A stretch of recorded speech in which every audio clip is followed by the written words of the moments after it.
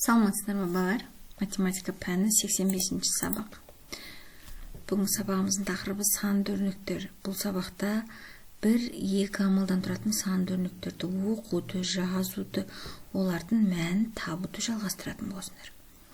Бірінші есеп өрнектерді жаз және олардың мәнін тап. А. 9 бен 2-нің көбейтіндісі тең 18. 36 мен 30 сандарының айырмасын 2-ге бөлу. Жақшашылған 36, азайтылған 30, 6 болады. 6 бөлінген 2 тең 3-ге. Б. 16 мен 29 сандарының қосындысын 9-ға бөлу. Жақшашылған 16 қосылған 29, жақша жабылған, бөлінген 9 тең 5. Екінші есеп санды өрнектерді оқы, амалдарын орындалу ретін анықтап, мысалдарды шығар. 13 азайтылған 4 бөлінген 2 тең 11. 4-ке 2-ні бөлсек 2, 13-тен 2-ні азайтсақ 11. Бұл жерде бірінші бөлу амалы орындалды. Келесі 3 көбейтілген жақшашылған 52 азайтылған 48, жақша жабылған тең 12. Жақша тұрған кезде бірінші жақшаның ішін орындаймыз. Сосын 3-ке көбейтеміз жақшаның ішінен шыққан санды. Келесі 2 көбейтілген 3 көбейтілген 5. Бұл жерде 2 көбейту амалы кездесіп тұр. Ретімен көбейтеміз. 2-ке 3-тің көбейтіндісі 6, 6-ға 5-тің көбейтіндісі 30. 6 көбейтілген 3 бөлінген 2 тең 9. Бұл жерде де дәл солай. 6-ға 3-тің көбейтіндісі 18, 18-ге 2-ні бөліндісі 9. 35 бөлінген жақшашылған 4, қосылған 1, жақша жабылған тең 7. Бұл амалда да жақшаның іші орындалады. 4-ке 1-дің қосындысы 5, 35-ке 5-тің бөлінісі 7. 12 бөлінген жақшашылған 20, азайтылған 16 тең 3. Бірінші жақшаның іші орындалады. 20-дан 16-ның айырмасы 4, 12-ның 4-ке бөлінісі 3-ке тең. Үшінші есеп бір-бірімен өзара байланысты өрнектер жолын жаз. Олардың мәнін тап, көбейту мен бөлудің компоненттерін пайдаланып, мүмкін болатын барлық теңдіктерді жаз. 8-ге 3-тің көбейтіндісі 24, 24-ке 3-тің бөлінісі 8. 7-ге 5-тің көбейтіндісі 35, 35-ке 5-тің бөлінісі 7. 9-ға 4-тің көбейтіндісі 36, 36-ға 4-тің бөлінісі 9. 7-ге 3-тің көбейтіндісі 21, 21-ге 3-тің бөлінісі 7. 5-ке 3-тің көбейтіндісі 15, 15-ке 3-тің бөлінісі 5. Енді мүмкін болатын барлық теңдіктерді қарастырып көрейік. 3-ке 8-тің көбейтіндісі 24, 24-ке 8-тің бөлінісі 3. 5-ке 7-тің көбейтіндісі 35, 35-ке 7-тің бөлінісі 5. 4-ке 9-тың көбейтіндісі 36, 36-ға 9-тың бөлінісі 4. 3-ке 7-нің көбейтіндісі 21, 21-ке 7-нің бөлінісі 3. 3-ке 5-тің көбейтіндісі 15, 15-ке 5-тің бөлінісі 3. Төртінші есеп, есепті кесте құрып шығар дейді. Мектепте дәрумендердің пайдасы тақырыбында сайыс өтті. Егер әр сыныптан 6 оқушыдан 3 сыныптың оқушылар қатысса, сайысқа неше оқушы қатысты? Ал шартын жазайық. Әр сыныптан 6 оқушыдан қатысты. 3 сыныпта белгісіз. Не істейміз? 3 сыныпта 6-ға 3-тің көбейтіндісі 18. Жауабы сайысқа 18 оқушы қатысты. Қараймыз. Кестеде бір сыныптан қатысқан оқушылар саны 6, сынып саны 3, 3 сыныптан қатысқан оқушы саны деп көрініп тұр. Ән нұсқасында осы есепке бір кері есеп құрастыр және оны шығар дейді. Ал шартын жазып көрейік. 3 сыныптан бізге белгілі 18 оқушы қатысты. Әр сыныптан белгісіз оқушы. Не істейміз?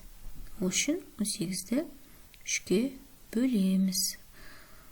Тең 6 оқушы. Яғни жауабы әр сыныптан 6 оқушыдан қатысты. Бесінші есеп, есепті оқы, оны шығару тәсілдерін түсіндір. Айнұрда 20 теңгелік және 50 теңгелік 2 монета бар. Ол 40 теңгеге дәптер сатып алды. Айнұрдың неше теңгесі бар? Шартын жазамыз. Болды 20 теңге және 50 теңге. Сатып алды 40 теңге. Қалды белгісіз. Ал ендеше қанша монета бар еді? 20 теңгелік және 50 теңгелік қосамыз. 20-ға 50-ның қосындысы 70 және сатып алынды. Яғни ақшан 40 теңгеге дәптер сатып алды. Азайтамыз. 70 азайтылған 40 тең 30 теңге. Жауабы Айнұрдың 30 теңгесі қалды.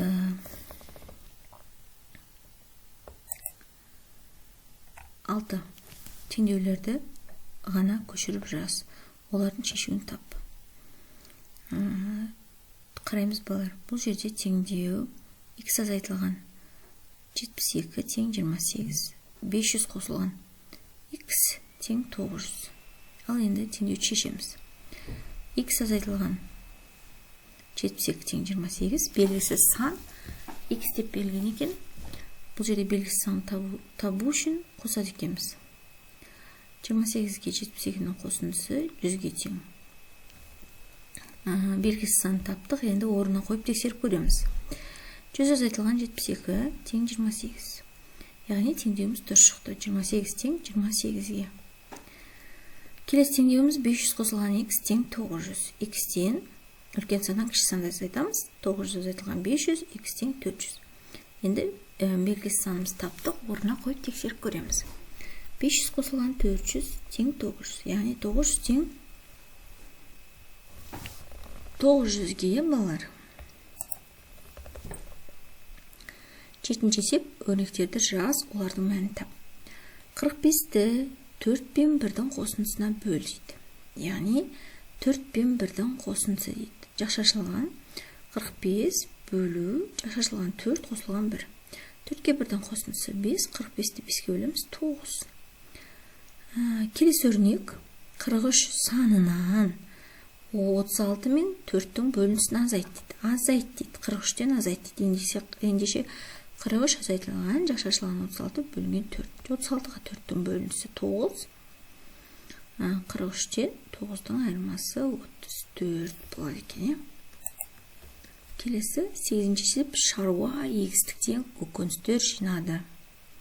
Осы туралы мәліметтер дөңгелек диаграммада көрсетілген. Сөйлемдерді толықтыр дейді. Қараймыз. Балар, дәрумендер адам ағзасында 6 сағатқа дейін ғана сақталады. Дәрумендер туралы айтылды. Енді қараймыз. Ең көп жиналған көкөніс, диаграмма қараңдар, қайсысы? Дұрыс, картоп. Сәбіз қызанаққа қарағанда көп жиналды. Бірақ картоптан аз жиналды. Солай емес па? Ең аз жиналған көкөніс ол орам жапырақ екен. Диаграмма бойынша өзің ақиқат пікірлер құрастыр дейді. Ең аз жиналған көкөніс ол орам жапырақ екен, балалар. Осымен сабағымыз аяқталды. Алдағы сабақтарымызды жіберіп алмас үшін арнамызға тіркеліп, лайк басуды ұмытпаңдар.